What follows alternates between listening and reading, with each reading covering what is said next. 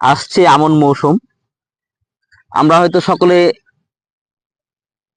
বীজতলাতে বীজ ছিটিয়েছি, চারা গজিয়েছে এমন, হয়তো কারো ছোট আছে বড় আছে, তবে আপনার চারার জমিতে যান এবং চারা সম্পর্কে খোঁজ খবর রাখুন যে আসলে এই চারাতে কিন্তু এখন আপনি দেখতে পাচ্ছেন কিনা, এই চারাতে কিন্তু মাজরা লেগেছে খুব অল্প পরিমাণে, তবে এটা বাড়তে পারে সামনে।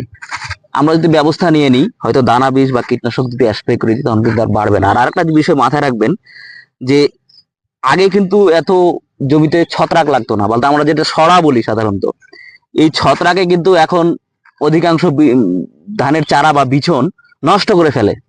এজন্য আপনাকে কি করতে হবে, ছত্রাকনাশক স্প্রে করার সময় চলে আসছে প্রায়। যাদের একটু চারা বেশি বড় হয়েছে তারা কিন্তু ছত্রাকনাশক স্প্রে করে দেবেন, তাতে কি হবে, আপনার চারার যে কাঠি বলি গুচি বলি যে যেটাই বলেন, মূলত চারাগুলো সুস্থ সবল থাকবে। সুস্থ সবল চারা মানে আপনার ধানের ফলন অনেকটা বাড়িয়ে দিতে পারে। বিষয়গুলো মাথায় রেখে আপনার ফসলের যত্ন নিন। অন্তত এখন আপনার ধানের চারার যত্ন নিন।